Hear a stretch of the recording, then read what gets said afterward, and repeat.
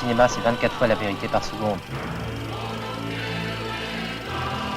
Alfred è bellissimo!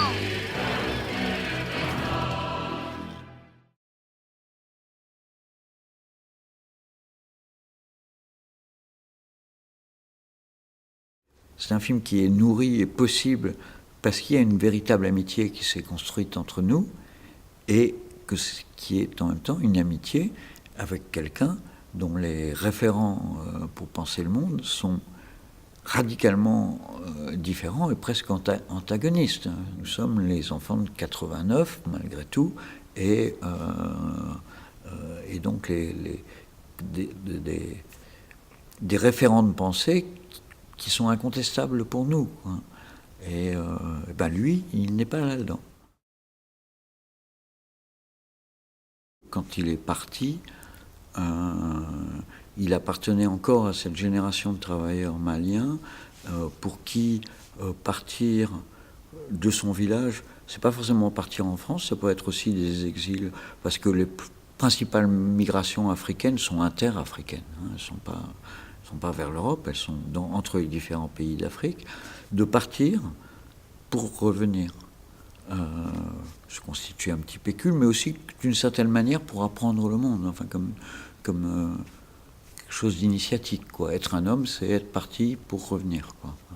En fait, il ne fait pas d'aller-retour, mais ça, le film ne le dit pas. Moi-même, je ne le savais pas, parce qu'il ne m'a pas dit, pendant toutes ces années, il ne m'a pas dit qu'il n'avait pas ses papiers. Donc, effectivement, s'il partait, c'était sans retour. Il parle de son village, de la structure sociale du monde dans lequel il vient et du monde qu'il a transporté, puisque la structure sociale des émigrés maliens, elle reflète ici en France la structure sociale du village, à ceci près qu'il y a quand même une énorme différence entre les gens qui émigrent en famille et ceux qui émigrent seuls, puisque en famille, les jeunes générations vont bousculer tout ça. Ce qui dirait le plus ce vers quoi on est allé, c'est ces outils de pensée. Comment, avec quels outils ils pensent le monde.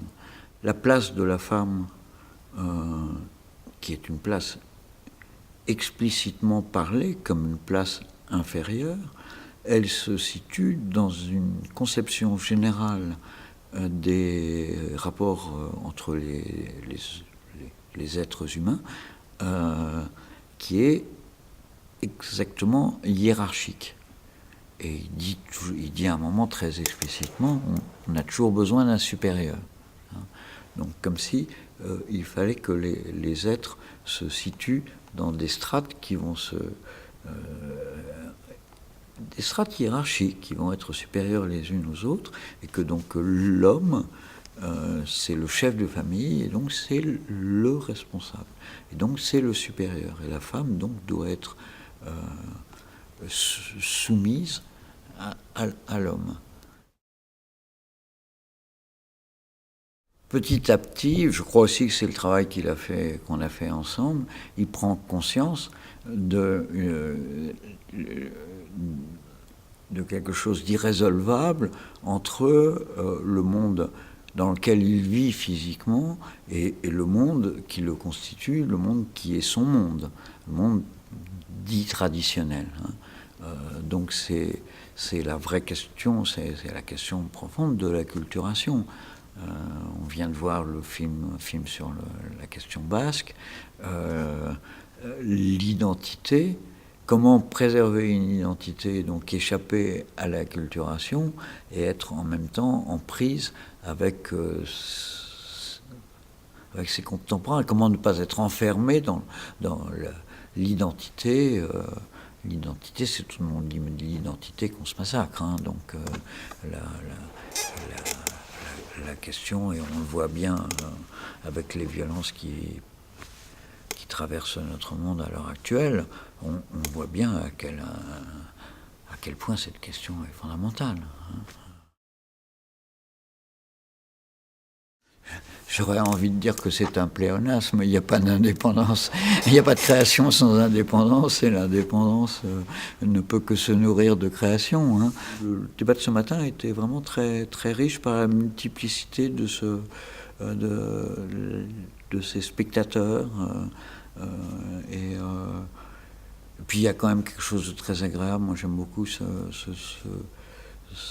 festivals où il n'y a pas d'enjeu de... D'abord, il n'y a pas de prix, hein, mais il n'y a pas d'enjeu de professionnel de la profession. Donc, on se sent quand même très libre. Et ça, c'est une grande richesse. Et puis, ça m'a fait découvrir des films auxquels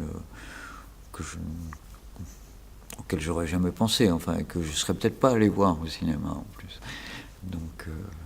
Donc ça ouvre.